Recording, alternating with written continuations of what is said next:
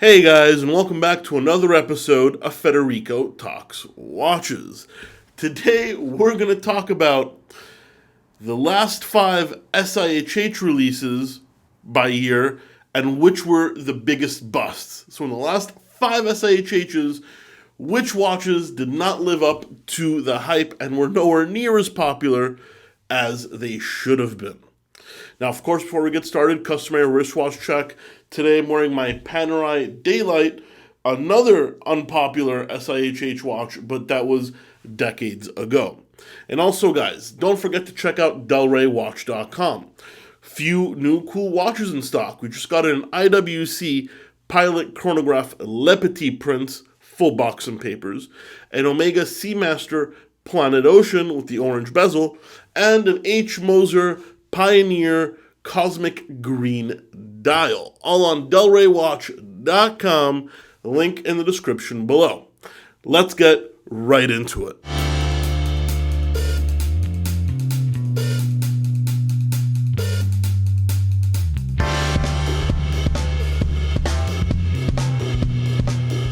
Alright guys, so remember, this is SIHH releases. It does not include anything released at Baselworld, but I figure that would make for another video. So every year, apart from last year, SIHH is a fair, now renamed Watches and Wonders, where a group of brands release their new watches for the year, and they spend a ton of advertising, press, it gets published everywhere, and every brand is hoping that year they release the new hot watch. Now, of course, it happens with some brands, and other brands completely flop. Not to say that they're bad watches, but, super hype, ton of press, and then it actually comes out and no one buys it, relatively. And those are the watches we're going to talk about today. And it's all kind of based on my opinion and my knowledge of the market. We're going to start with 2015, and this one is Cartier. The Clé du Cartier, Cartier's new shape. Now, what can I say? Anytime Cartier releases a new watch, it goes big. I mean, the Ballon Bleu was huge when it came out. The Calibre was huge. The Drive was relatively big as well, the new Santoses. But in 2015, they released their new hot shape, the Clé du Cartier, with their in-house movement. Comes in steel, rose gold, yellow gold, two-tone, strap, bracelet, a bunch of different sizes. And actually, it's a pretty handsome watch, but in terms of popularity, pretty much a bust. Not as popular as the Ballon Bleu or the Tank, not as revolutionary as the Calibre. It was a solidly, commercially mediocre release. Now, the next year, the honor goes to IWC, and a watch that I thought was pretty cool. And that is the IWC Pilot Chronograph World Timer, with the very cool world time bezel and a special way of kind of changing the hour. Very cool watch, very useful. It looks very IWC until you see how big this thing is. I mean, this thing was bigger than a big Pilot. It was thick. It was a massive case, something like 46 or 47 millimeters. Absolutely huge and unusable, and also not particularly cheap at its original retail price of $12,000.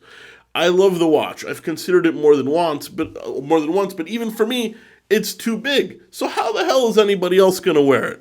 IWC's big release that year was a massive commercial failure.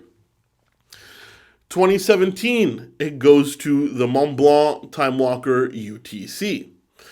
Montblanc, a watch brand that's making a ton of waves in watches. They bought Minerva, very cool in-house chronograph movements, high complications for not a very high price.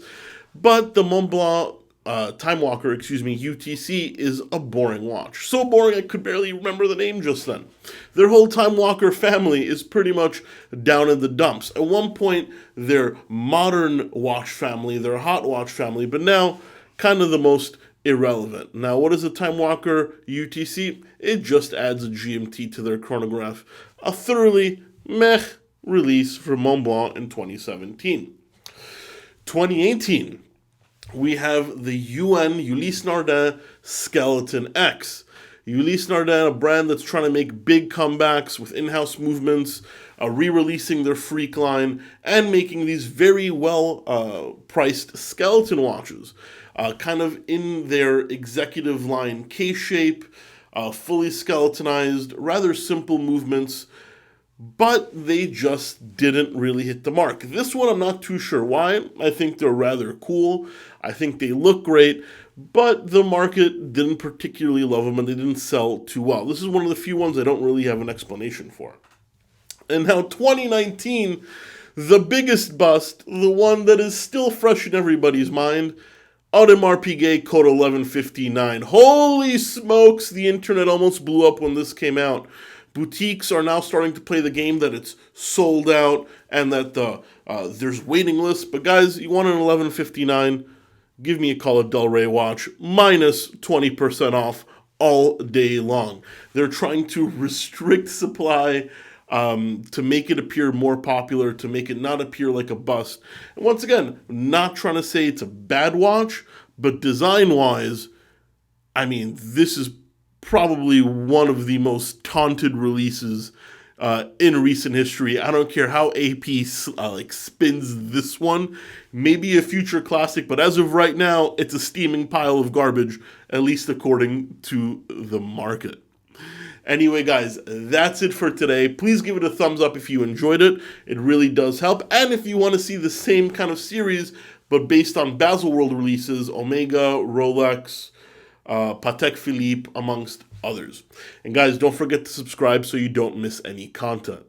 Thank you so much, and I'll catch you in the next one. Take care.